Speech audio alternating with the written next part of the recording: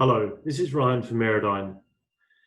Over the last few months, we've seen a big increase in home deliveries, and many businesses are rethinking their logistics and how best to get their product to their customer. Along with this, fleet operators are under continued pressure to reduce their fuel costs and to reduce their CO2 emissions.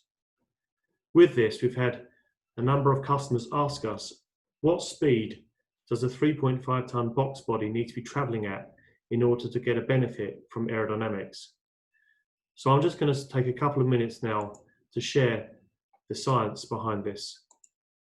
You can see here we've got a simple chart, and we're going to put some data in the left, and the first thing is the vehicle weight. So I'm going to put this in at 3,000 kg or 3 tons. So this is a 3.5 tonner, which is approximately about 50% loaded. The next two factors show typical coefficient of drag before and after aerodynamics. And the next piece of data we're going to put in is the vehicle width. So I'm going to use 2.1 meters, which is roughly about 7 foot. And I'm going to use a vehicle height of about 2.7 meters, which again is roughly about 9 foot. Now, if you look here on the right side, this graph here on the right, we've got two lines. On the horizontal axis, we've got speed in miles per hour increasing, and on the vertical axis, we've got engine power increasing. Now, the blue line here shows the engine power required to overcome vehicle weight or tire rolling resistance.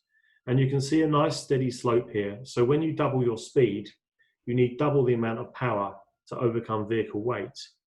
This is very different to aerodynamic drag, which is exponential, because when you double your speed, you need 8 times more engine power to overcome aerodynamic drag. And you can see here, as the vehicle increases speed, the engine power to overcome aerodynamic drag increases dramatically. So at 30 miles per hour, you can see roughly about 50% of the engine power is overcoming weight, and 50% is overcoming aero drag. At 40 miles per hour, we've got about a third overcoming weight and 2/3 overcoming aero drag, and so on.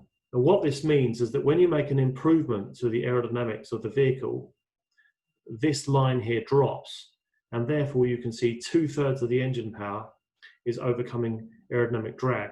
So even a 10% improvement on the CD figure, or the coefficient drag, or a 15% improvement on the CD figure will start to have a big impact on your fuel saving. We've seen operators running vehicles around London around the 25, 30, 35 miles per hour mark, and see some really good savings in fuel. And this is because the lighter the weight of the vehicle, the lower the speed it needs to be doing to get an impact from aerodynamics.